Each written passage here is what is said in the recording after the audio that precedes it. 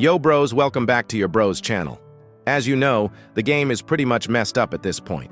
We neither have shards nor enough gems to actually engage with the game meaningfully and earn good rewards as F2P players. They keep pushing one draft after another, way too many drafts all at once, but without giving us enough sources of gems. So yeah, the game is slowly becoming more and more P2P, and F2P players are completely sidelined. They're basically turning a deaf ear to the demands of the community. In a situation like this, playing as an F2P player definitely isn't easy. But if you can somehow manage to earn a decent amount of gems, that can still make a big difference. And today, I've come up with some investment tips that could help you earn a massive amount of coins. With those coins, you can easily buy some max-rated players from the market. But before we get into the investment tips, note, there are no shortcuts. It's not like you set up a business today and boom, you become a billionaire overnight. There's no quick flip or instant profit here. That almost never happens. This is going to require a lot of discipline and patience because it's a long-term investment. It can take weeks, even months. But one thing is certain, if you stay patient, disciplined, and sincerely follow the instructions and investment tips in this video, you will eventually end up with billions of coins. Among the many investment opportunities, side events stand out because they are short-lived. As a result, cards from these events quickly become scarce across the market, and once supply reaches a minimum, demand naturally surges, causing prices to rebound or recover. Right now, the side event Ginga is ongoing in the game. It is currently in week 1, with another week remaining before it ends. But it is not a good idea to invest in ongoing events, even if they are side events, because the situation is still unpredictable and nothing has stabilized yet. Prices continue to fluctuate frequently, making it a risky time to invest.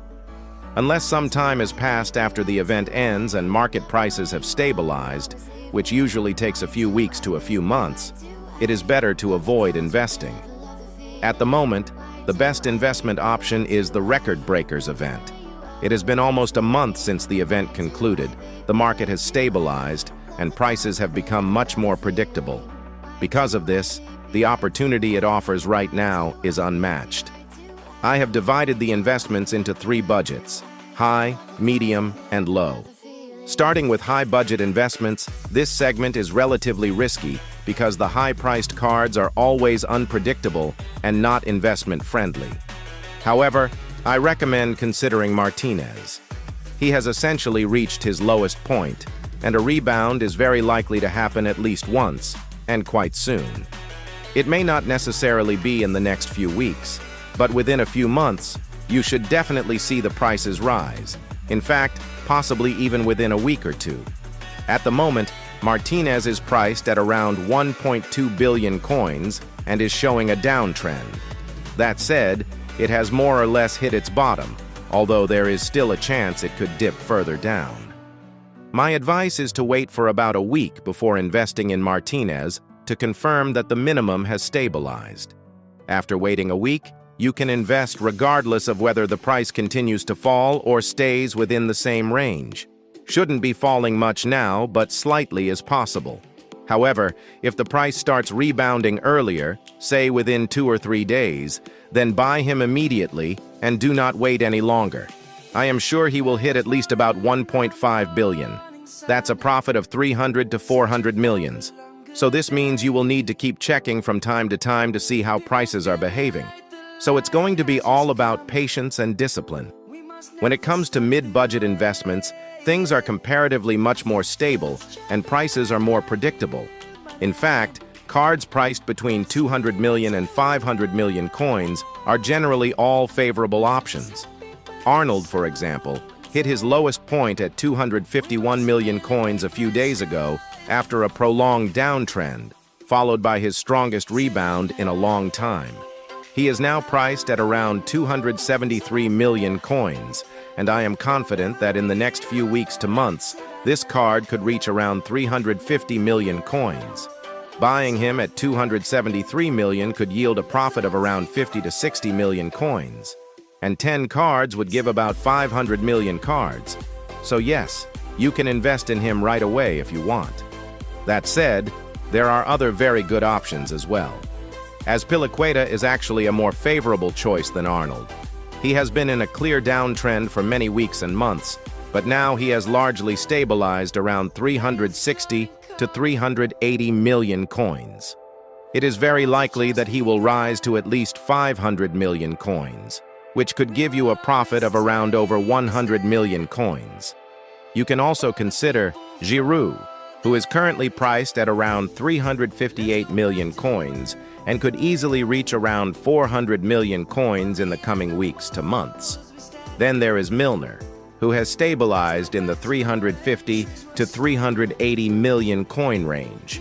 He may not see a sharp rebound in the short term, but over a few months, he should definitely move up and is likely to touch 400 to 450 million coins at least once.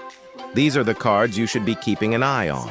Among these cards, the best ones I recommend are either Azpilicueta or Arnold, depending on your budget. If you can afford it, Azpilicueta is the better option. If not, the cheaper Arnold can still give you solid returns. If you buy around 20 Arnold, you could realistically make close to 1 billion coins in profit within about a month. Now, coming to the lowest budget investments, there are several promising options, but the best one to focus on is Al Arabi.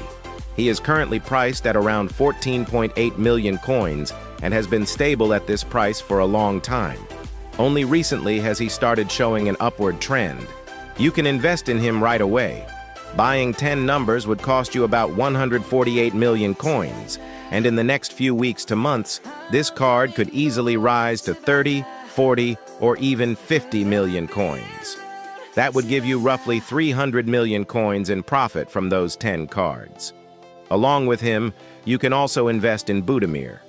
He is in a very similar situation to Al Arabi, having been stable around 15 million coins for a long time and now looking well positioned for a rebound. Even if the rebound does not happen immediately, there is very little downside risk because these low-rated cards have already hit their floor and are unlikely to fall further. In the worst case, you can still recover your capital. Also consider investing in Simon. He is another promising option. The 110-rated core is also worth looking at. I'm confident he can reach at least 80 to 90 million coins. He is currently priced at around 52 million coins, so buying 10 copies could give you a profit of roughly 30 to 40 million coins. Similarly, the 109-rated Ferguson could rise to around 50 to 60 million coins. Overall, there are plenty of good options to consider in this budget range. So, if you have enough budget, the best option to invest in is core. If not, you can go for El Arabi instead. I'm confident they can reach their target prices within a few weeks to months, and when that happens, you can sell them and make billions of coins.